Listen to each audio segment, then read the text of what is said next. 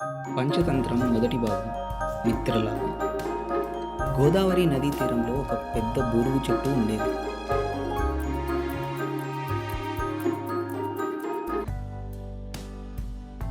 ఆ చెట్టు మీద నివసిస్తున్న లఘుపతనకం అనే కాకి ఒకరోజు ఉదయం నిద్ర లేస్తూనే కిందకు చూసి ఆ చెట్టుకు కొద్ది దూరంలో ఒక వేటగాడు నూకలు చల్లి వల పన్నుతూ కనిపించగానే దానికి భయం వేసింది. వల పన్నటం పూర్తి చేసిన వేటగాడు అక్కడికి దగ్గరలోనే ఉన్న ఓ పొదలో దాక్కుని వలలో పక్షులు ఎప్పుడు చిక్కుకుంటాయా అని ఎదురు చూస్తున్నాడు. కొంతసేపటికి అటువైపుగా కొన్ని పావురాలు గుంపుగా ఎగురుకుంటూ రాసాగాయి.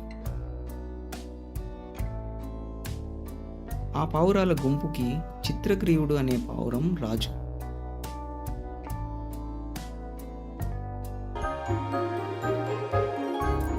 ఆ బోరుగు చెట్టు దగ్గరకు వస్తూనే వేటగాడు చల్లిన నూకలను గమనించిన చిత్రగ్రీవుడు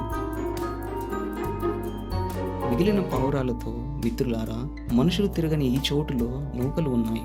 ఏ వేటగాడు మనలాంటి పక్షుల కోసం పన్నిన వల్ల అయి ఉండవచ్చు. మనం ఈ నూకల కోసం ఆశపడి ఆపదను కొని తెచ్చుకోవద్దు అంటూ హెచ్చరించాడు.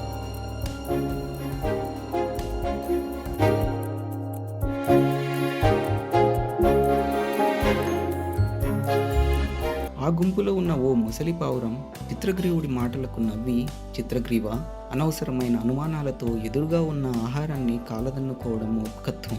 ఆ బూరుగు చెట్టు మీద నివసించే పక్షులు ఆహారం తెచ్చుకున్నప్పుడు ఆ నూకలు వాటి నుంచి జారిపడి ఉంటాయి.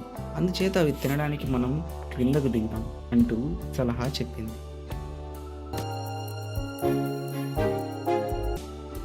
వద్దు, మీరు నా మాట వినకపోతే మన గతి బంగారు కడియం కోసం ఆశపడి ప్రాణాలు పోగొట్టుకున్న బాటసారి వల్లే అవుతుంది అన్నాడు చిత్రగ్రీవుడు. ఎవరా బాటసారి, ఏమా కథ అడిగాయి పావురాలు ఉత్సుకతతో. పులి బంగారు కడియం కథ.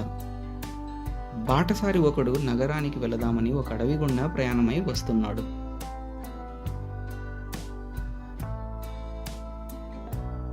అతడు అలా రావడాన్ని ఒక పులి చూసింది. దానికి వేటాడే ఓపిక తగ్గిపోవడం చేత మాయోపాయం చేతనే వాడిని సంహరించి తరువాత తన ఆకలిని తీర్చుకుందామని అనుకున్నది. అది ఇంతకుముందు ఒక మనిషిని చంపినప్పుడు దొరికిన బంగారు కడియాన్ని తన చేతిలో ఉంచుకుంది.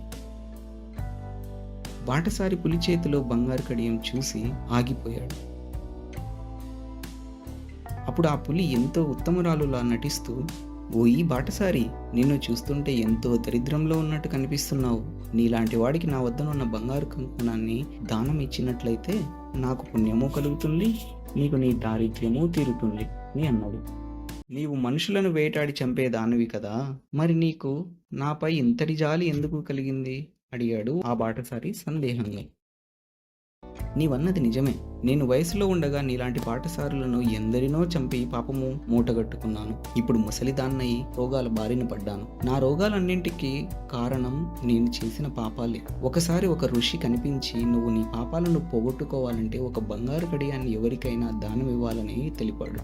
అప్పుడు నా వద్దనున్న ఈ బంగారు కడియం జ్ఞాపకం వచ్చింది. దీన్ని దానం పుచ్చుకునే నీలాంటి ఉత్తముడి కోసం అన్వేషిస్తున్నాను అని నమ్మబలికింది పులి. పులి మాటలను నమ్మిన ఆ బాటసారి, అయితే వెంటనే ఆ కడియం నాకు దానం ఇచ్చేయి, నేను తీసుకుంటాను, నీ పాపాలు పరిహారం అయిపోతాయి అన్నాడు ఆశగా.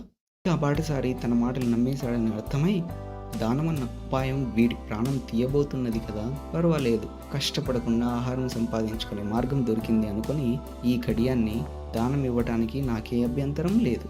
నీవు ముందుగా ఆ పక్కనే ఉన్న చెరువులో పోయి స్నానం చేసిరా, ఆ తర్వాత ఈ కడియం నీకు దానం ఇస్తాను అన్నది. మితిమీరిన ఆశతో ఉన్న బాటసారి ఒక్క క్షణం కూడా ఆలోచించలేదు. ఒక క్రూర జంతువు, అందున పులి వంటిది, తనను పిలిచి మరీ దానం చేస్తుందా అన్న అనుమానం కూడా అతడికి తట్టలేదు. బంగారు కడియం పొందాలన్న ఆశతో చెరువులోకి దిగాడు. అంతే, చెరువు లాంటి ఊబిలో దిగిపడిపోయాడు. అప్పుడు పులి, అయ్యో బాటసారి, నేను నిన్ను ఈ ఊబిలో నుండి బయటకు లాగుతాను ఉండు అంటూ అతడి మీదికి దూకి వాడి మెడను కొరికి చంపేసింది.